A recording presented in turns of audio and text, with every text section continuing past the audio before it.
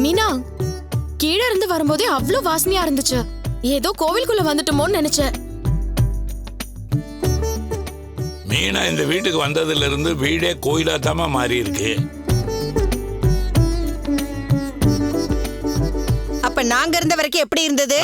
பேய் பங்களா மாதிரி இருந்துச்சு. ஏதோ பெரிய ஆர்டர் வந்திருக்கு போல. ஆமா ரவி, 500 மாலை கட்டணும். சூப்பர் அண்ணி. சீதா எப்படி இருக்க? நல்லா ஆமா, இருக்கு ரவி. பார்த்து ரொம்ப நாள் ஆச்சுல. எப்படி இருக்க சீதா? நல்லா இருக்கு ஸ்ருதி. ஆமா, உன் செஃப் வேலை எல்லாம் எப்படி போயிட்டு இருக்கு? நல்லா போயிட்டு இருக்கு. உன் ஸ்டடீஸ்லாம் எப்படி போகுது? கோயம்பேடு பக்கம் போகுது. அங்க என்னடா பேச்சு? போய் 2 பேரும் ஃப்ரெஷ் அப் ஆயிட்டு வாங்க, நான் காஃபி எடுத்துட்டு வரேன். மீனா, நான் போய் ஃப்ரெஷ் அப் ஆயிட்டு வரேன்.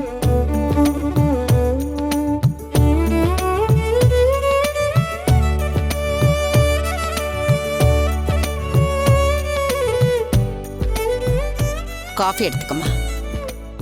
ஸ்ருதி, நீ உள்ளே இருமா, வெளியே நெடியா இருக்கு. இந்த ஸ்மெல் நல்லா தானே ஆண்டி இருக்கு. ரொம்ப ரெஃப்ரெஷிங்கா இருக்கு. மீனா, நானும் ஹெல்ப் பண்றேன். வாவ், உனக்கு மாலையெல்லாம் கட்ட தெரியுமாமா? கத்துக்கிட்டா போச்சு அங்கிள். இந்தா.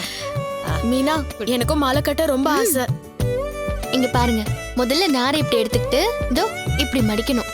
அப்புறம் ஆண்டி, எங்க போறீங்க? நான் பூ கட்டுறது வந்து பாருங்க, வந்து உட்காருங்க.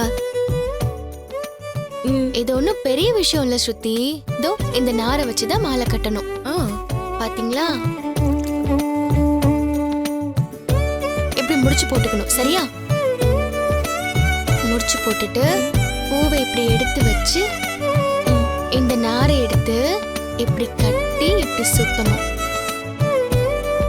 பூவோட சேர்த்து இப்படி முடிச்சு போட்டு வெளியே எடுக்கணும். அவ்வளவுதானா இது? Very simple.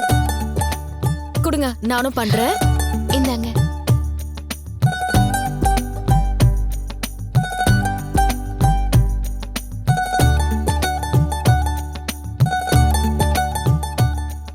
ஏங்க, அப்படி பண்ணாதீங்க. அப்படி பண்ணீங்கன்னா பூ பிஞ்சிரும். டைட்டா கட்டினா தானே விழாம இருக்கும்.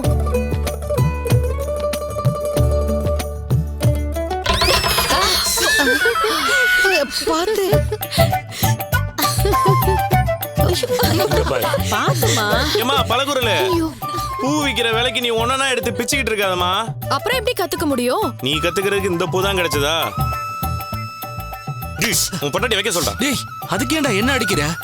ஸ்ருதி, கீழே வச்சிரு. இது என்ன இவ்ளோ கஷ்டமா இருக்கு? உனக்கு பழக்கம் இல்லம்மா.